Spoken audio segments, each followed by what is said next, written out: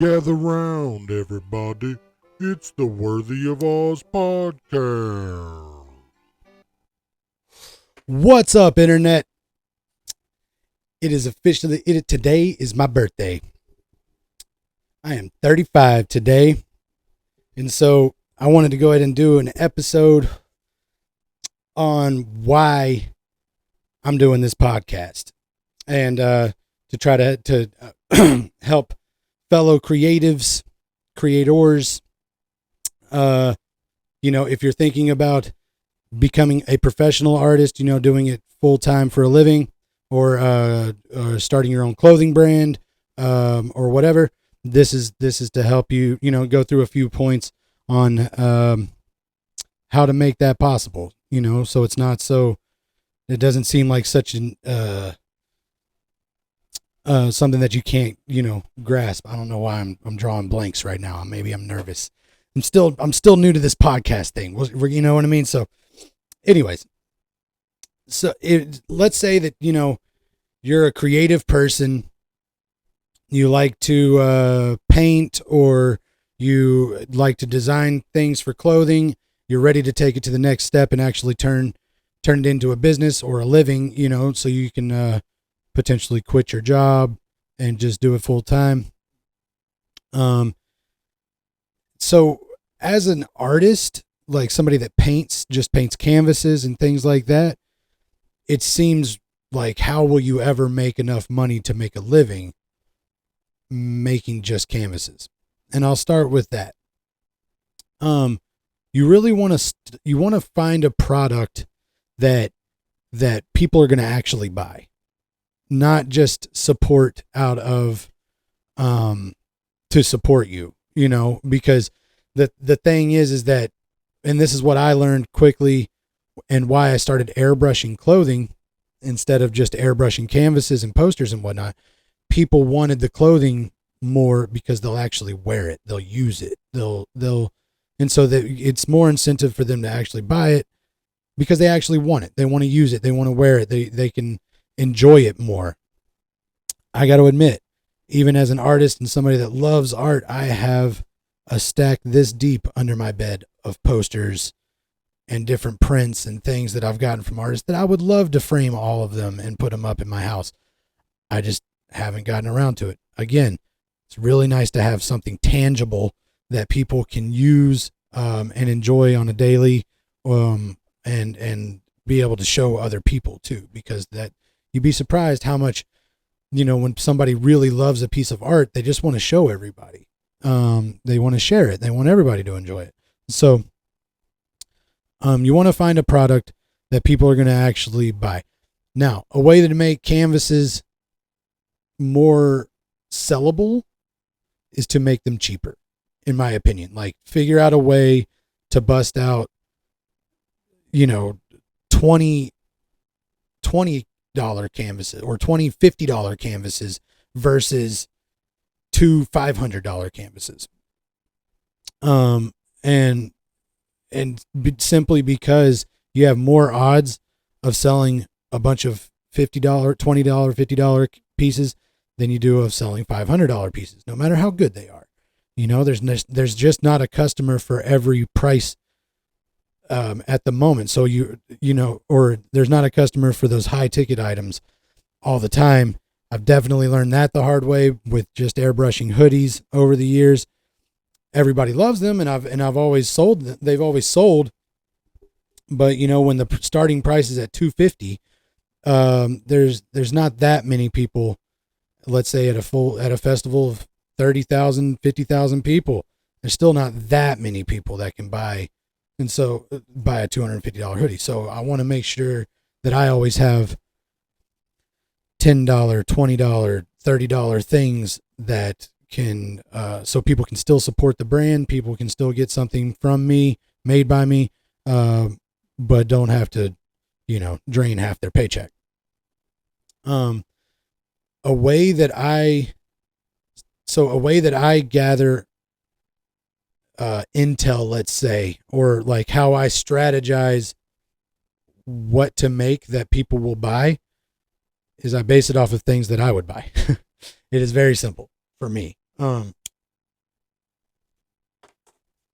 I'm saying it's a very simple equation for me, not just simple. But so when things get my attention, whether it be at a mall, at a store, um, especially on the internet or anything like that, if it really gets my attention to the point that I'm going to spend my money, because I buy a lot of sneakers, I buy, all kinds of cool stuff. I like stuff. If, if it gets my attention, I take a moment, I stop, and I'm like, why? And I start asking myself, why am I so enthralled with this thing that I want to spend my money? It has to be mine. And so you really, it's kind of like a mind to purchase meditation, if you will, that I do when I'm, because this is my job as well, to create things that people can't pass up, to market it in a way that people can't look away, to, that is my job as a clothing brand owner / designer. And also artist even, is that, it is about what you like, but it is also about what works. And so so again, why I say what works is because if it worked on you, then it would probably work on a lot of other people. If there's gotta be, those brands where you're like, man, they're killing it. Whoever it is, whether it's an artist, whether it's clothing, whether it's whatever it is, when they're killing it, you notice.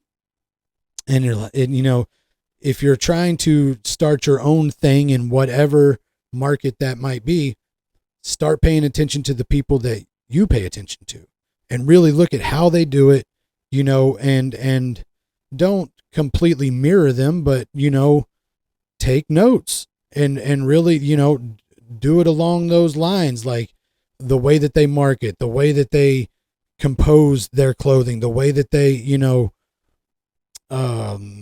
another thing to pay attention to is colorways. That's one of my favorites is how to put colors together that just grab the eye, like a painting that when you walk by, you couldn't help but look at it. Why? What is it? Is it the colors? Is it the shape? Is it what about it made you stop and feel whatever you were feeling? So do some research like that. There's all kinds of analytics on the internet that you can dive into as well, of what people are looking for. But I mean, really, that's like trying to WebMD your illness. It's too broad. And what you want to do is find what you are really into and what your customer base would be into. Most likely who you surround yourself with are probably going to be into similar things. So if you make things that you're really into, they're probably going to dig it as well. It's kind of like how you see groups of friends and they all kind of dress similarly. That's because it's the, pack mentality is real. I mean, it's a human trait. We all, and we, birds of a feather type thing. We all hang out with our genre, it's that genre. But, so yeah, you want to do your research and see what works and probably do something along those lines, whatever it might be. And so going back to what I was saying about the $20 and versus the $500 and all that, really find what you want to do and start cheap and make it affordable, make people able to buy it and start collecting your brand or your line. You want people to be able to get it. And this is, if there's one thing that I could tell you from the bottom of my heart that I learned the hard way, is you not only get stuck in this high end thing when you're an artist, you're like, well, I've been doing it for so long now that now, I can't make pieces for less than $500 or $1,000 or $5,000, whatever, But yes, you can. And truth be told is that you're forgetting about the people that helped you start. The little guy, the person that can only afford a $20 shirt or a $30 or a $40, whatever. That's all they can handle. And so you don't want to forget that side of the market, no matter where you go with your art.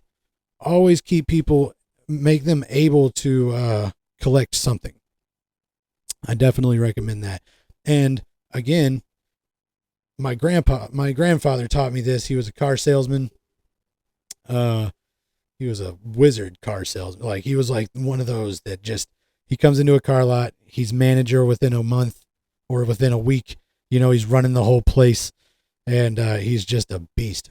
And so something, a little lesson that I got from Grandpa is, he goes into a car lot. He sees that they have all these used trucks, and the ticket on the truck, the car lot's cost on these trucks are, let's just say 15. I don't know the exact numbers, so I'm just going to make it up. Let's just say $15,000 to $20,000 per truck that they get into, because they have this standard of truck that they want to sell, and so they're just used to getting these trucks at this price, selling. And so he comes in and he sees, okay, you're making $2,000 on a truck that you spent $15,000 to $20,000 on, and hoping to sell that truck and make $2,000. Well, instead, we could buy 4 trucks for $5,000 a piece, sell them for $7,000 each, and now you've made $2,000. You have more chances of making that $2,000. You have 3 more chances. That's that. And so what you want to think is like that, as far as, do you really want to spend a year on a piece that takes you that long, and then you hope that you can sell that piece or sell enough prints of that piece to make, or do you want to make so many pieces that there are so many options that you've got to get one, or that it's too easy to not get one, And so, like, you basically want to think about it like that. People have more chances of collecting your art or whatever you're making. So therefore your network builds. The more your art and clothing gets out there, the more your network builds. That is the goal. If you're trying to do this for a living, it might not seem like less profit, more numbers makes sense, but I promise you, just the simple networking that goes along with it is really what you're looking for. Even though it doesn't always end up right in your hand, it trickles in a way. Because, for instance, somebody that has nothing but your clothing, okay, you have to understand the potency of somebody that wears only one brand, or wears your brand a lot. That makes you seem very important. That makes you seem like somebody. There are a lot of clothing brands out there, and for somebody being willing to wear your stuff all the time, that's a big deal. That is that. Now, hold on. I will say there are plenty of people that come to the booth and are like, yo, if you give me something, a lot of people ask me where I get my clothing, and like, I'll be a walking billboard for you. I think that it'll really be good for your business. And so I always say, yeah, but if you really like my brand and want to rep it that much, support it. It's that simple. Your friends will not ask you for a discount. Just so you know, they won't. And they won't consider you to be custying them out when you charge them the normal price. They will just pay it because they want to support your brand. So with that being said, you make all these cheaper pieces. I don't say cheap like it's a bad thing. I'm saying cheap like affordable. You make all these more affordable pieces. You build those up. The thing about that as well, again, you have now shared a million pieces compared to one piece over and over and over and over and over. You now have all these prints to sell or t-shirts to sell rather than this one that you worked on forever. Even though this one is epic, all of these would be working a lot more. The other byproduct of making all of that and posting it all on social media and your stories and all that, it makes you unavoidable. So now people literally, no matter what, they're going to see you. If they're in your network of people on social media, on whatever it may be, Instagram, Facebook, TikTok, et cetera, et cetera. I'm a big fan of social media. I think that if you're selling anything and not promoting it through social media, I think that you're really missing out on the market that exists today. But it makes yourself unavoidable, like in a genre. So, for instance, I'm a Deadhead. I make a lot of Grateful Dead clothing or Grateful Dead inspired clothing and such. And so I post a lot in Grateful Dead groups on Facebook and things like that. I use Grateful Dead hashtags on Instagram, et cetera, et cetera. The things that bring in that niche market. And so when you're posting over and over and over, like more and more and more designs, more art, more of this, more of that, eventually that entire genre on the internet, that subculture, that whatever, cannot avoid you because they follow the same hashtags, whether they know it or not. They follow the same algorithms, whether they know it or not. They're in the same groups, for the most part. And so really people will hear about you, whether you see the likes and the clicks or not, they will hear about you.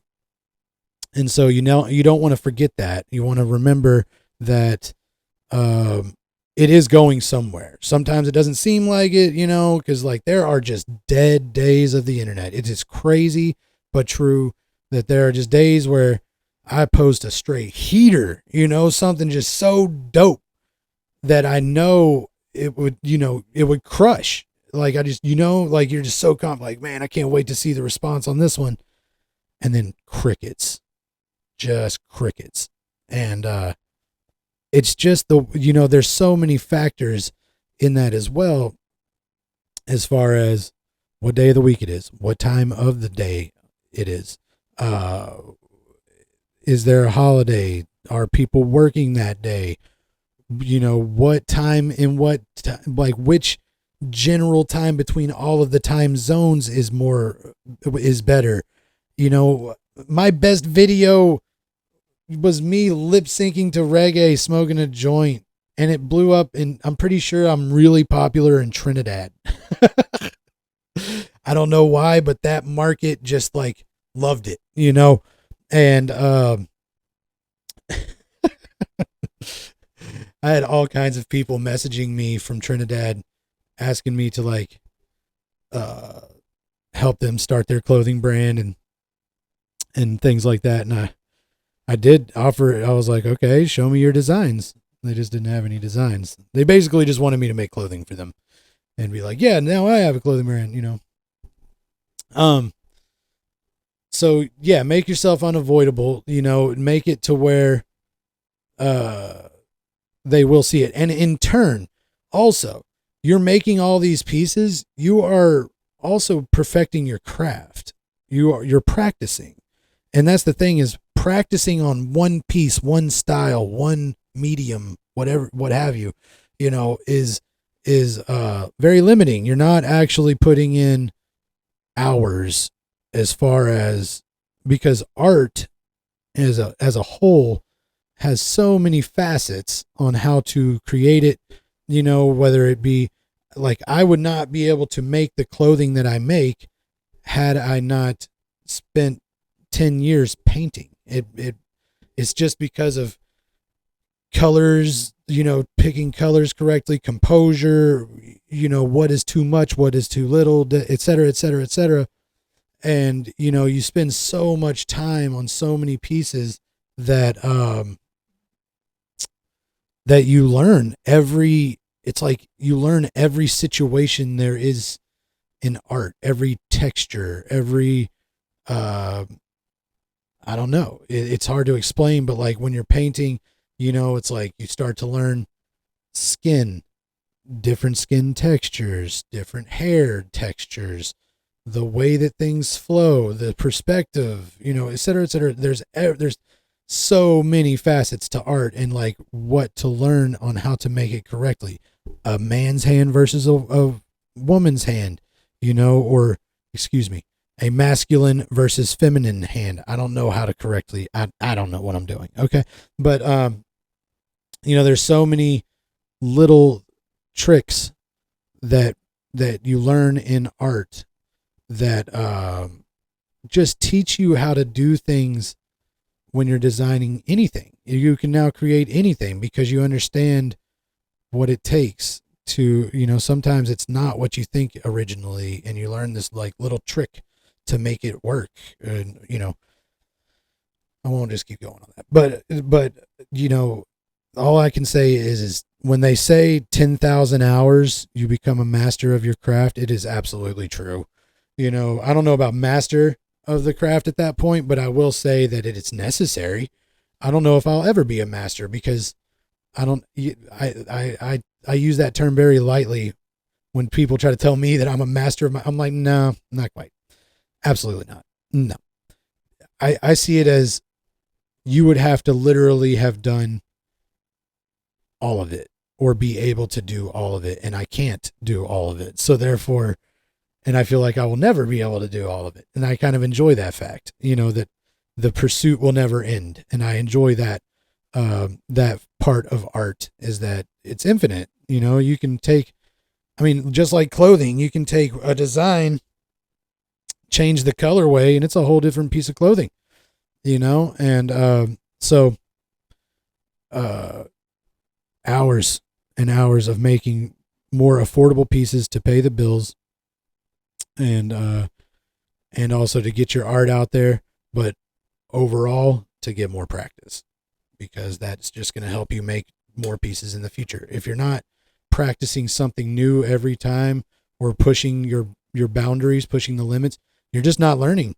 You're doing the same thing over and over, and I see too many clothing brands and artists and things that just get hung up on the same thing, over and over and over and over. And it's like, dude, you've gotta just let it go. And what I like, literally every time I paint a hoodie, I start with a blank hoodie, and most of the time there's no idea.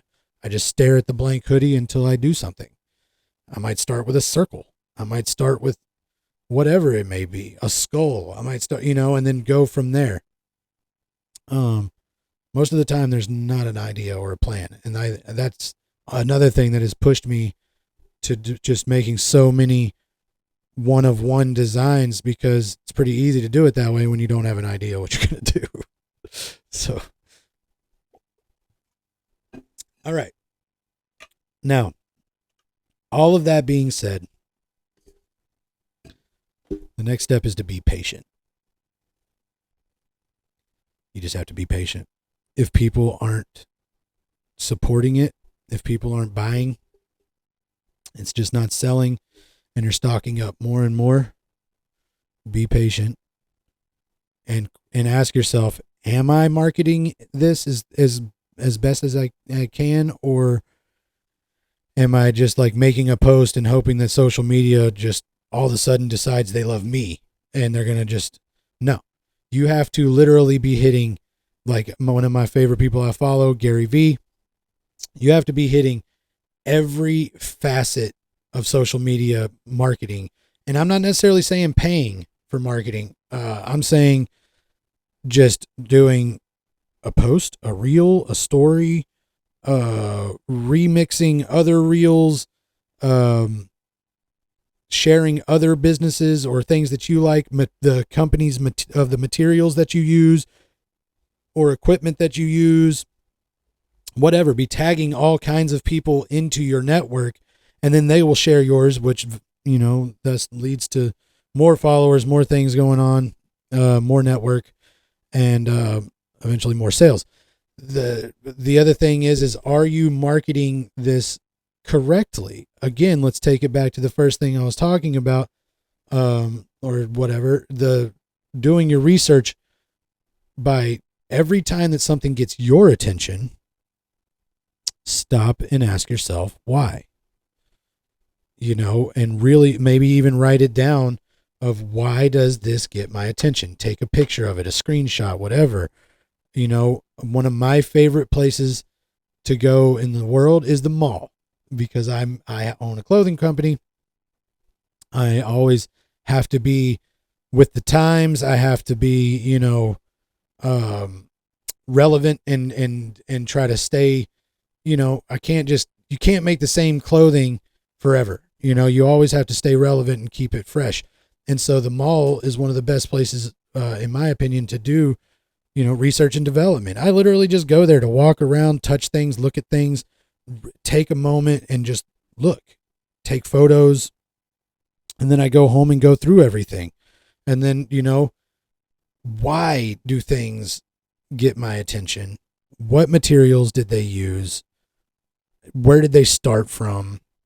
How does that garment fit? If it's women's clothing, if my wife is there, I'll ask her opinion or ask her to try things on, just to see how it fits, because you want to understand what you're really selling. You're not just selling a design.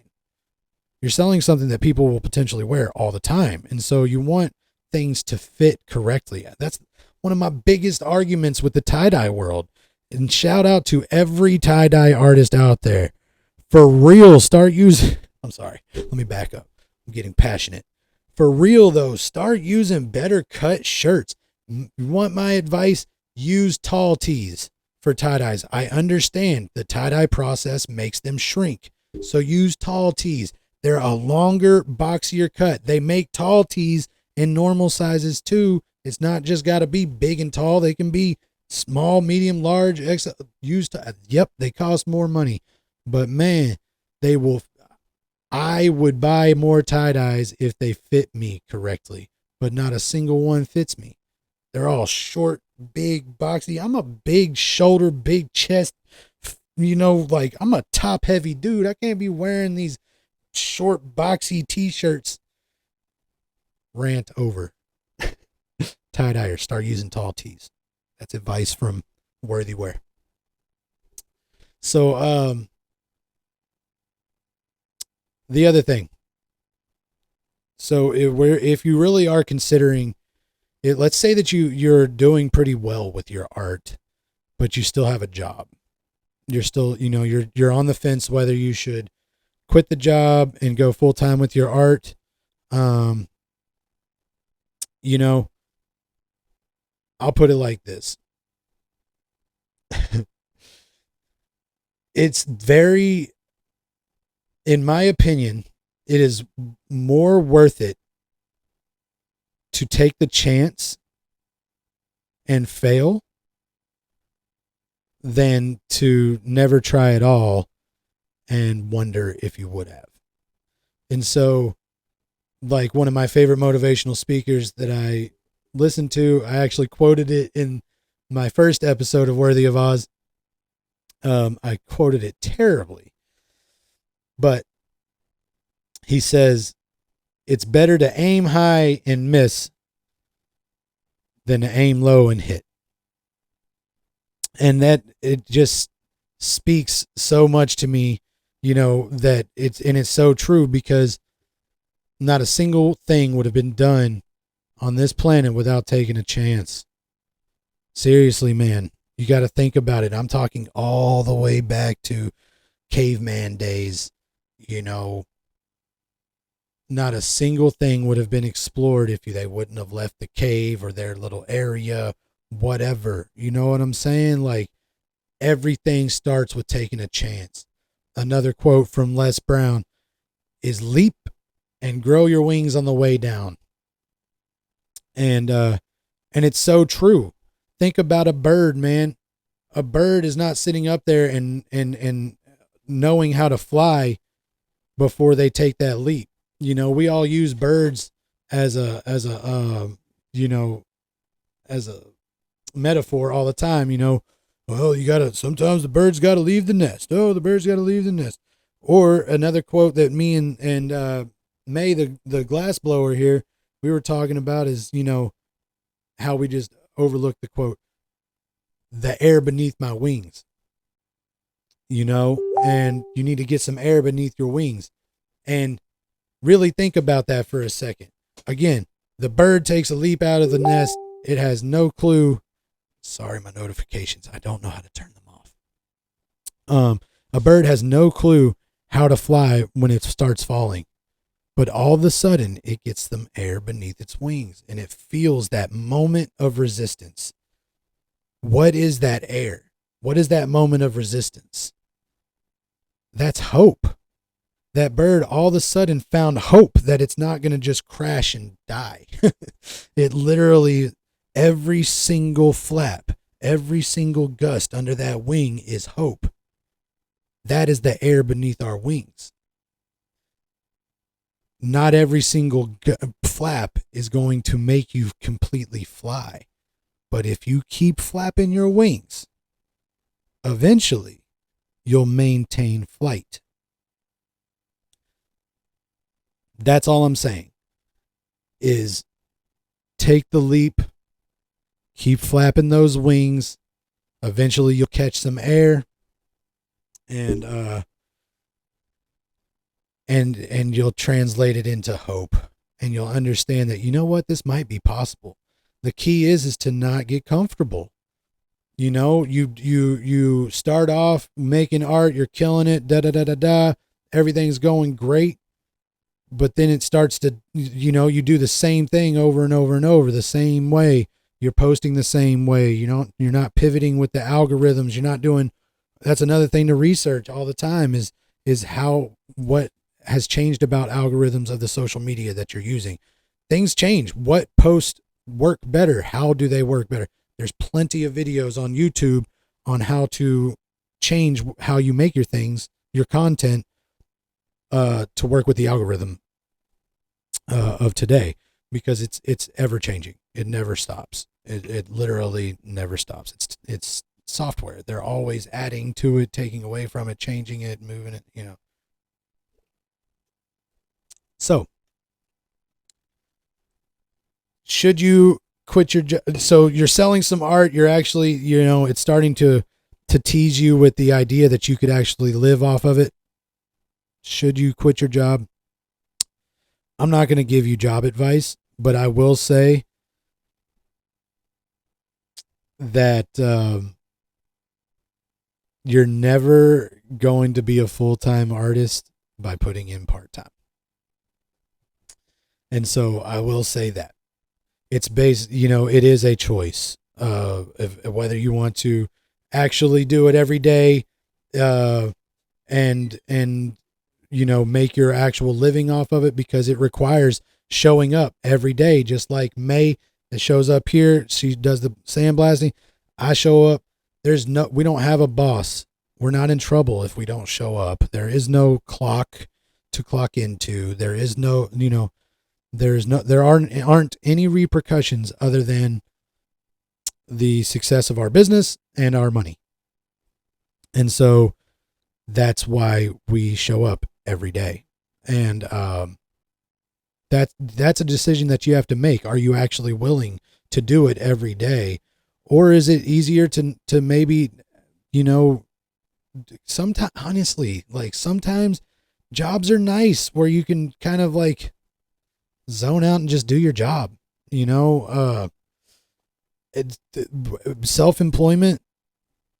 Self-employment is, and especially like entrepreneurial ways, like it is a scramble every day to think of how to make your money. I enjoy that hunt. I enjoy that sport, but it's not not everybody can necessarily get up and think of how they're going to make their money that day. So if you are that type, I say go for it, because, then, a job is going to do nothing but hold back your big ideas. And again, you're going to always wonder, what would have happened if I did it? And so at least get it over with. If you're going to fail, get it over with and go back to a job or whatever. But at least you know what it was like and you tried. You don't have to wonder, could you have been the whatever you wanted to be?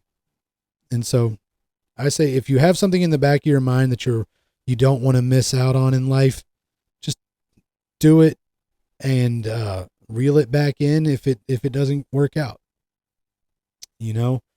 But I'm a firm believer in aim high, and hey,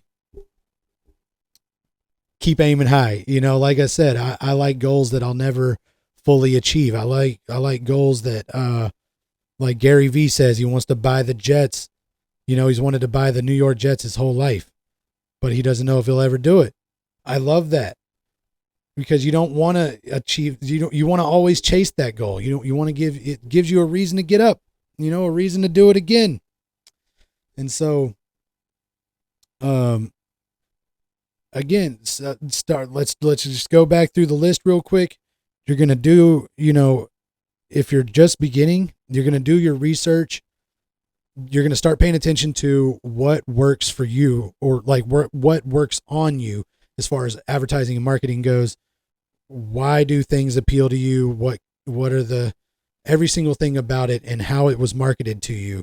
Try to focus and gather why and what worked, so you can maybe mimic that in a way and make it work for yourself.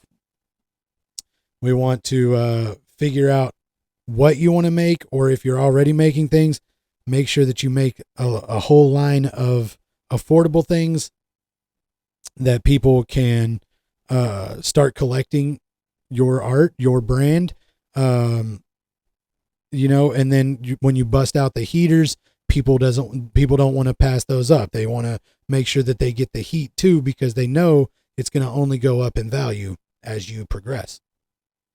The other byproduct of making a bunch of cheaper, more affordable pieces is, again, it's going to make yourself unavoidable on the internet and in your genres, your niche markets. You want to make yourself unavoidable.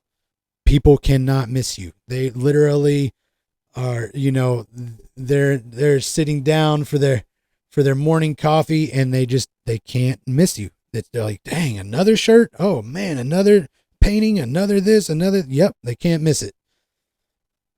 And again, be patient. Keep going and be patient to a point. If a month goes by and there's just no action, and you really have been trying everything on every social media platform, doing 3 different platforms, let's say, like 5 posts on 3 platforms a day. That's 15 posts a day. I know that seems extreme, but if you think about it, these are the ways to, again, be unavoidable. These are the ways to flood the internet with your content. Trust me, they're not going to be annoyed. They're just going to scroll past if they don't want to look at it. But if they do, you have way more chances. And again, if you're real close to to just going for it,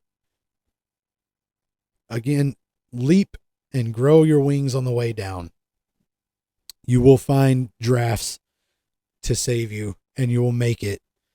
And then once you figure out how that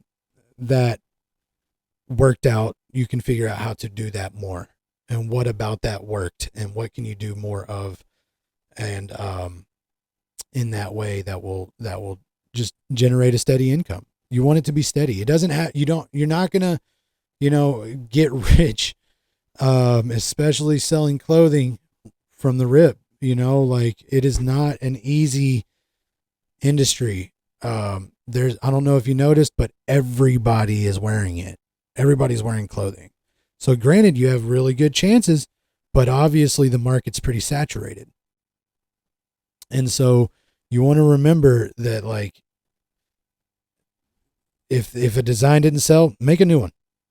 You know what I mean? Move on, and find ways that you don't have to commit to the design. Again, stick to things that you can make or that you can create small batches of and see how that design does, and then make more of it if it does well. But be patient and again, go for it, but the key is to keep going for it. You can't just go for it and be like, well, didn't work out. That sucks. I must suck, or, whatever. No, it's because you got to go again and again and again and again. Some of in my opinion, my favorite designs, my best ones did the worst. And so I'm just saying, but then the ones that I can't stand, everybody loved. And so, you just got to keep going. But yeah, that's my 200 cents on how to start as a clothing designer or an artist, or just start with self-employment. This is this is my advice so far. I'll probably make more episodes like this, but I just wanted to go ahead and get it out. It's my birthday. This is my mission for the podcast, is to just inspire more to just do, follow their dreams and do what they want to do, and not be afraid of failure, because failure means you're growing. That means you're learning. You did something wrong, so now you can know how to do something right. And so you want to fail in a good way, but yeah, much love. Thank you if you've watched until now. I really appreciate you. Please be kind to each other, smile, and wash your freaking hands, you hippies.